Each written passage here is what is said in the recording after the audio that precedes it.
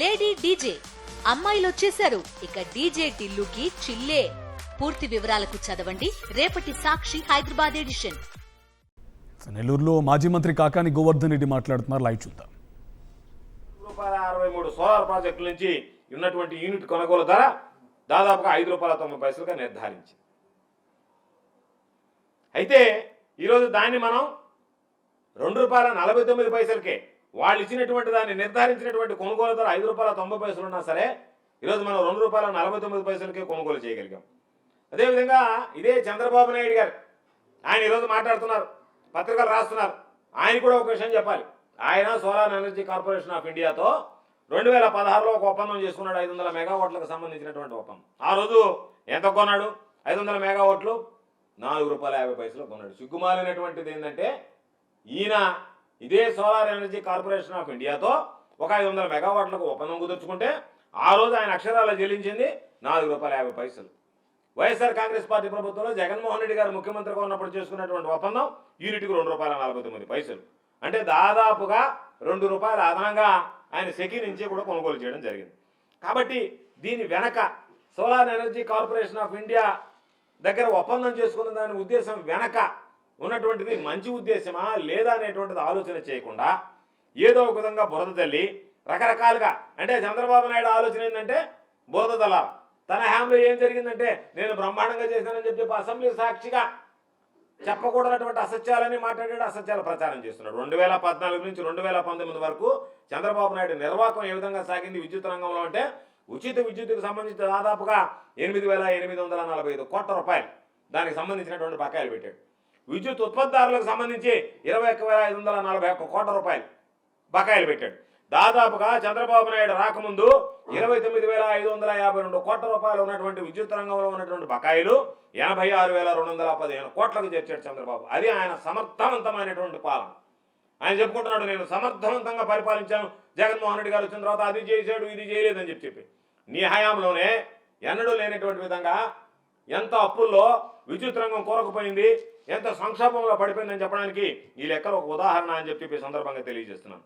కాబట్టి సెకీతో ఒప్పందానికి ముందు మనం ఎంటర్ కాకముందు రాష్ట్ర ప్రభుత్వం తక్కువ ఖర్చుతో నేను చెప్పినట్టుగా దానికి సంబంధించినటువంటి ప్రయత్నాలు చేస్తే ఆ రోజు దాదాపుగా యూనిట్ కరెంటుకు సంబంధించి ₹2.49 నుంచి ₹2.58 వరకు 24 బిడ్లు దాఖలైతే దానిని చంద్రబాబు నాయుడు తక్కువ రేటుకు వస్తుంది కాబట్టి నేను ఎక్కువ రేటుకు కొన్నా, నేను ఎక్కువ రేటుకు కొని జగన్మోహన్ రెడ్డి గారి ప్రభుత్వం తక్కువ రేటుకు కొంటే నా మీద అందరూ అపోహపడతారు కాబట్టి దాన్ని ఏ విధంగా అడ్డుకోవాలనేటువంటి ఆలోచనతో ఈరోజు దానికి వెళ్ళి కోర్టుకు పంపించి దాన్ని అడ్డుకున్నాడు. అందుకనే అంతకుముందు మామూలుగా ఒకసారి చూస్తే గ్రీన్ ఎనర్జీ అనేటువంటిది విద్యుత్ సరఫరా ఎంత ఉందనేటువంటిది ఒకసారి చూస్తే యూనిట్ ₹5.10 ఉంది. దాదాపుగా డిస్కంలకు విపరీతమైనటువంటి భారం పడింది. అటువంటి పరిస్థితుల్లో ఈరోజు మనం గ్రీన్ ఎనర్జీ కార్పొరేషన్ ద్వారా టెండర్లు పిలిస్తే దానికి అతి తక్కువ ధరకే కోట్ చేస్తే ఆ కోట్ చేసినటువంటి ధరకి ఇస్తే ఇబ్బంది పడద్దని చెప్పి నువ్వు కోర్టుకు పోతే solar energy corporation of India రంగంలోకి వచ్చి మీరు పిలిచినప్పుడు ఒకవేళ ఈ కోర్టు చిక్కులు ఉన్నాయి, దానివల్ల మీకు ఇంత అతి తక్కువ ధరకే విద్యుత్ వచ్చేటువంటి అవకాశం ఉందన్నారు. కాబట్టి ఆ రేటుకే మీరు వేసినప్పుడు ఏదైతే రేటు కోట్ చేశారో ఆ రేటుకే అతి తక్కువ అనేటువంటి ₹2.49కే మేము ఇస్తాము అని చెప్పిన మీదట 7,000 మెగావాట్లకు సంబంధించి ₹2.49 అత్యంత చౌకగా ఈరోజు డిసెంబర్ 1, 2021న ఏపీ డిస్కంలు ఏదైతే ఉన్నాయో ఇవి మనం ఒప్పందం చేసుకోవడం జరిగింది. ఇది రాష్ట్ర ప్రభుత్వంలో ఏపీ ఆంధ్రప్రదేశ్ రాష్ట్ర ప్రభుత్వం ఏర్పడిన తర్వాత ఇప్పటి వరకు మనం విద్యుత్ కొనుగోలులో చేసినటువంటి ఒప్పందాలలో అత్యంత తక్కువ రేటు ఒప్పందం ఏదన్నా ఉంటే మనం కుదుర్చుకున్నటువంటి ₹2.49 అనేటువంటిది మరొకసారి ఈ సందర్భంగా స్పష్టంగా తెలియజేస్తున్నాం. కాబట్టి సెకీ మీద ఒక పథకం ప్రకారం బురద జల్లుతూ అంతకుముందు చంద్రబాబు ఎన్నికలకు ముందు చూసాం ఇదంతా అది లేదు ఇది లేదు రకరకాలైనటువంటి మాటలు మాట్లాడాడు. చంద్రబాబు నాయుడు నోటుకుండా ఎన్ని అబద్ధాలు మాట్లాడతాడంటే మన అసెంబ్లీలో కూడా చెప్పాడు. మేమేం చెప్పాం? ₹2.49 అనేటువంటివి ఇంటర్ స్టేట్ ట్రాన్స్మిషన్ ఛార్జెస్తో కలిపి వాటికి మినహాయింపు ఇచ్చారు కాబట్టి 25 సంవత్సరాల పాటు మనం కట్టబడలేదు అంటే లేదు కట్టాల్సిందే, దానివల్ల ఇంకా పెరుగుతుందని చెప్పి బొకాయింపులు. ఈరోజు 15 జనవరి 2021 ఇది లెటర్, ఈ కాపీ కూడా మీకు ఇస్తాను. క్లియర్గా waiver of inter state transmission charges and losses on transmission of electricity generated from solar and wind sources of energy అని చెప్పి దానిని మేము కన్ఫర్మ్ చేస్తున్నాము. కాబట్టి మీకు దీనికి సంబంధించి ఇంటర్ స్టేట్ ట్రాన్స్మిషన్ ఛార్జెస్ ఇవ్వబడలేదు, కేవలం ₹2.49 యూనిట్కే మీకు చేరుస్తామని చెప్పి ఇచ్చినటువంటి లేఖ.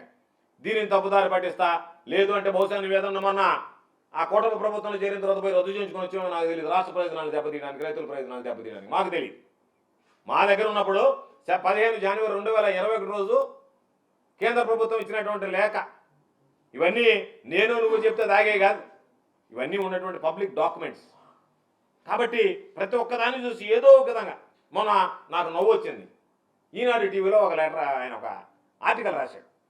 2016లో ఎల్ఈడి టీవీ 2 లక్షల రూపాయలు ఉంటే అది దాదాపుగా ఇప్పుడు 55,000 రూపాయలకు పడిపోయింది, 55,000 రూపాయలకి దొరుకుతున్నాయి. కాబట్టి కరెంటు కూడా తగ్గేదానికి అవకాశం ఉందని చెప్పి రాశాడు ఆయన. అదేవిధంగా మళ్ళీ ఇంకొకటి రాశాడు, 2000 ఒకవేళ కరెక్ట్ అయితే అది 2020కి వచ్చేటప్పటికి తగ్గాలి కదా, అంతకుముందు ఉన్నటువంటి రేటు ప్రకారం, నువ్వు చెప్పిన రేటు ప్రకారం తగ్గలేదే. ఎందుకు పెరగతా పోయి? చంద్రబాబు నాయుడు ముఖ్యమంత్రిగా ఉన్నప్పుడు ముందున్నటువంటి రేటు కన్నా ఎందుకు పెరగతా పోయి? దానికి కారణం చెప్పలేదే. ఈరోజు పాపం నువ్వు తగ్గేదాని గురించి మాట్లాడుతున్నావు. తగ్గతాయనే కదా మేము మామూలుగా తగ్గించి చేసాం, ఎప్పుడూ లేనంత తగ్గించి రేట్లు చేసామని చెప్తున్నది.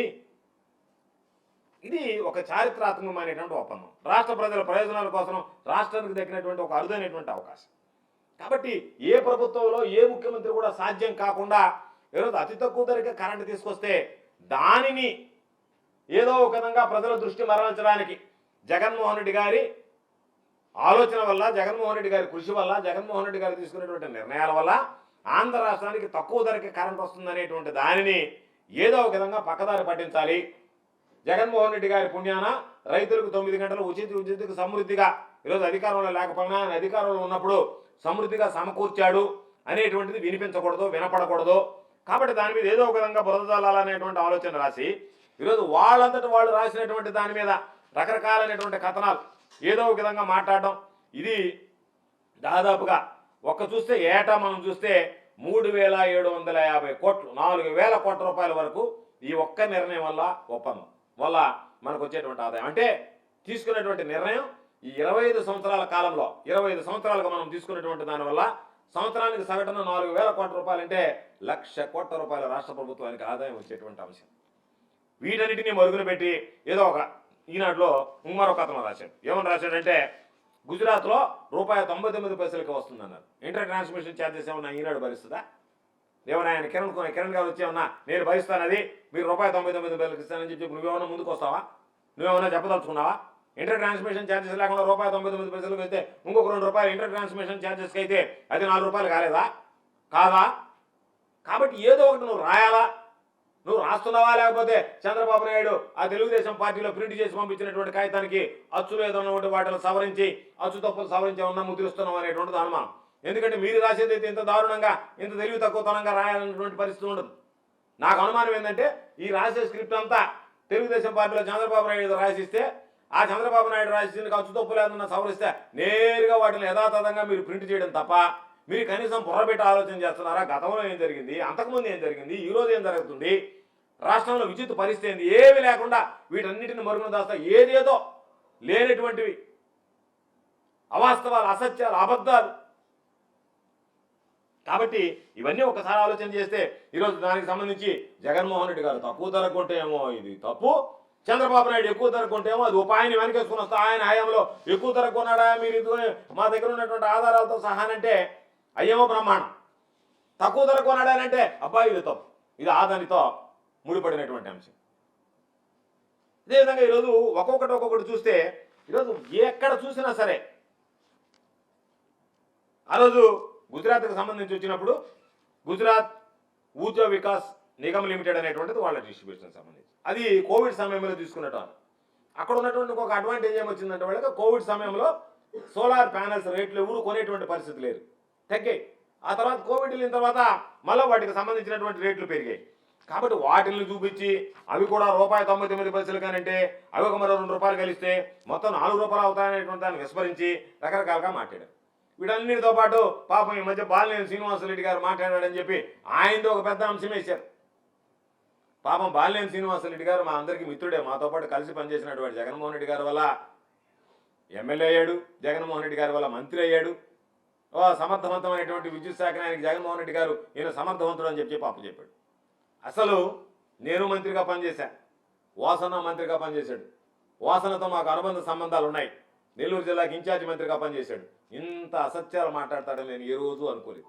ఏదైనా చంద్రబాబు నాయుడు, పవన్ కళ్యాణ్ దగ్గర మెహర్బానీ కావాలంటే నువ్వు వెళ్ళేదన్నా మాట్లాడచ్చు, కానీ జగన్మోహన్ రెడ్డి గారి మీద మాట్లాడడానికి, ఆ ప్రభుత్వాన్ని గురించి విమర్శించడానికి, ఆ ప్రభుత్వంలో బాధ్యతాయుతంగా పనిచేసినటువంటి వ్యక్తిగా నీకు మనసు ఎట్లా ఒప్పిందో నాకు అర్థం కావడం లేదు. ఎందుకు మాట్లాడుతున్నానంటే ఈ విషయం క్యాబినెట్ గురించి మనకు తెలియదా? క్యాబినెట్ నిర్ణయాల గురించి మనకు తెలియదా? క్యాబినెట్ సమావేశం రేపు జరుగుతుందంటే వాసనాను అతను మంత్రిగా పనిచేశానని చెప్తున్నావు.